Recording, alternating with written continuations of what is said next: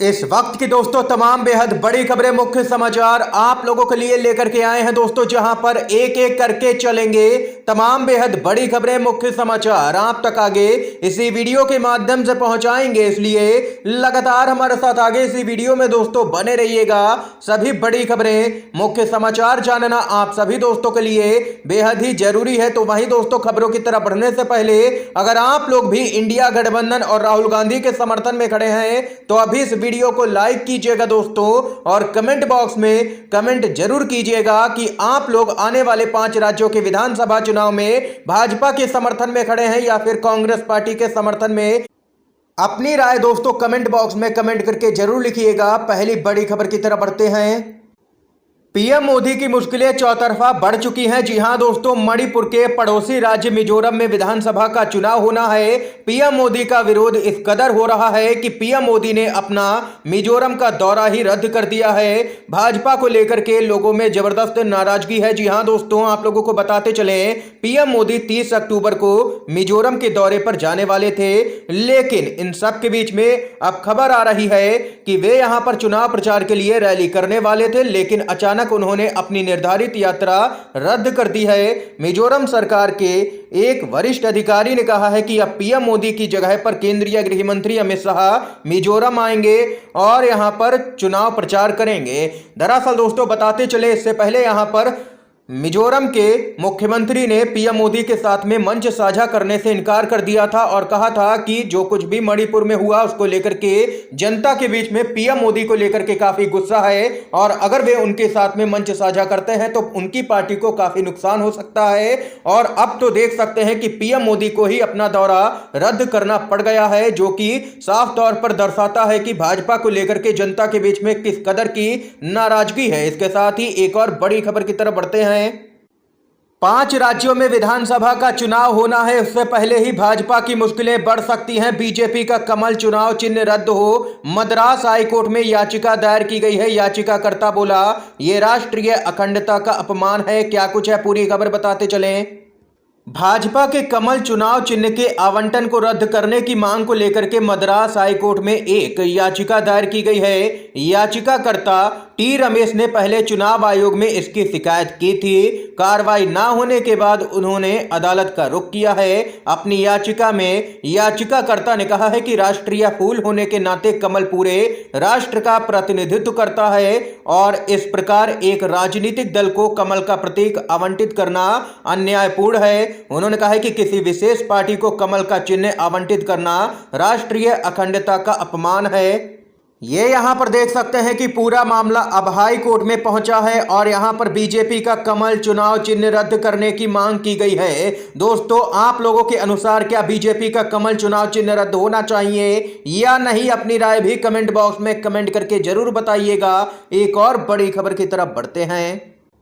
मोदी के मित्र गौतम अडानी की बढ़ेंगी मुश्किलें, टीएमसी सांसद ने कर दिया है बेहद ही बड़ा खुलासा। कहा सवाल ना करने के लिए अडानी की ओर से पैसे की पेशकश थी। महुआ मोइत्रा ने कर दिया है इस वक्त का बड़ा खुलासा।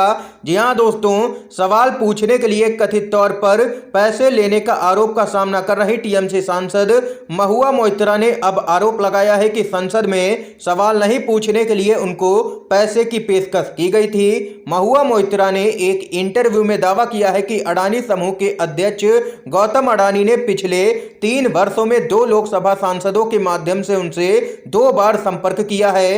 उन्होंने कहा है कि अडानी ने पिछले 3 सालों में उनसे यहां पर संपर्क करने की कई बार कोशिशें की ताकि वे उनके साथ मेज पर बैठ सकें और समाधान निकाल सकें। मैंने डील करने से इनकार कर दिया। मुद्दा यह है कि वह सवाल ना करने के लिए नगद पैसे दे रहे थे लेकिन लेने से इनकार कर दिया। ये यहां पर दोस्तों महुआ मोइत्रा ने अडानी को लेकर के बेहद ही बड़ा खुलासा किया है, जिसके बाद अब यहां पर हंगामा होना तय है, क्योंकि राहुल गांधी लगातार अडानी मुद्दे पर हमलावर रहते हैं। इसके साथ ही एक और बड़ी खबर बताते चलें। राहुल गांधी की अब होगी ताबड़तोड़ रैलियां। जी हां दोस्तों, छत्तीसगढ़ दौरे पर राहुल गांधी पूर्व मुख्यमंत्री के गढ़ में भरेंगे चुनावी हुंकार। छत्तीसगढ़ में विधानसभा चुनाव को महज कुछ ही दिन बचे हैं। ऐसे में सभी पार्टियां चुनाव को लेकर के जोरों शोरों से तैयारियां कर रही हैं। वहीं नामांकन रैली में भी पार्टियां जमकर के ताकत लगा रही हैं। ऐसे में प्रदेश में केंद्रीय मंत्रियों का धुआंधार दौरा भी देखने को मिल रहा है। और वहीं अब कांग्रेस के नेता राहुल गांधी भी छत्तीसगढ़ में ताबड़तोड़ रैलियां करते हुए नजर आएंगे। आपको बता दें कि राहुल गांधी आज से 2 दिवसीय छत्तीसगढ़ के दौरे पर हैं। वे यहां पर कई जनसभाओं को संबोधित करेंगे और कांग्रेस पार्टी ने जो पिछले 5 सालों के अंदर काम किए हैं, अपने वादे पूरे किए हैं, उन वादों को यहां पर जनता के सामने बताया जाएगा कि कांग्रेस पार्टी ने क्या क्या काम किए हैं। दरअसल दोस्तों बताते चले, कांग्रेस पार्टी ने पिछले विधानसभा चुनाव में जितने भी वादे किए थे वे लगभग पूरे सभी वादे कर दिए गए हैं। ये यहां पर सीएम भूपेश बघेल का दावा है। और वहीं अब राहुल गांधी ने मोर्चा संभाल लिया है। ये यहां पर खबर आई है। अगर आप लोग भी राहुल गांधी के समर्थन में हैं तो वीडियो लाइक कीजिएगा। एक और बड़ी खबर बताते चलें, बेहद बड़ी खबर आ रही है। इजराइल को लगा है यूएन से बड़ा झटका। गाजा के लिए आई है बेहद ही बड़ी राहत की खबर। यूएन में तत्काल युद्ध रोकने का प्रस्ताव पारित हुआ है। जी हां दोस्तों, भारत सहित 45 देशों ने इससे दूरी बनाई है। और वहीं इजराइल ने और भी तेज किए हैं हमले। मुस्लिम देश अब इजराइल पर हमलावर हैं। खबर बताते चले, इजराइल और हमास के बीच में युद्ध यहां पर कई दिनों से जारी है, लेकिन अभी तक इस युद्ध का यहां पर कोई भी समाधान निकल नहीं सका है। दुनिया के तमाम देशों के नेताओं की प्रतिक्रियाएं भी सामने आ चुकी हैं, लेकिन इजराइल की गाजा में बमबारी लगातार जारी है और गाजा में निर्दोष लोग लगातार मारे जा रहे हैं, जिसके कारण इजराइल अब चौतरफा निशाने पर आ चुका है। बताते चले, संयुक्त राष्ट्र में इजराइल हमास युद्ध को तत्काल रोकने का प्रस्ताव पारित हुआ है। संयुक्त राष्ट्र ने कहा है कि हम विभिन्न पक्षों से तनाव कम करने, हिंसा से दूर रहने की अपील करते हैं। इसके साथ ही दोस्तों एक और बड़ी खबर की तरफ बढ़ते हैं।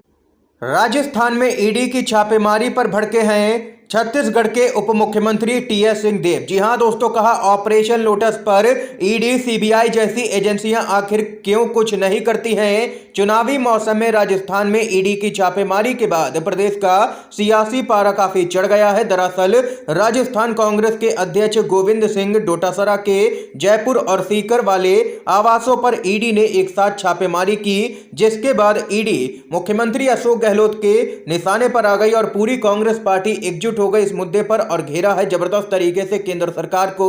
और इसके साथ ही ईडी की ओर से सीएम अशोक गहलोत के बेटे वैभव गहलोत को पूछताछ के लिए तलब किया गया। और वहीं पूरे मुद्दे पर अब छत्तीसगढ़ के उप मुख्यमंत्री टीएस सिंहदेव की भी प्रतिक्रिया सामने निकल के आई है। बताते चलें, उन्होंने कहा है कि ईडी का दुरुपयोग नहीं होना चाहिए।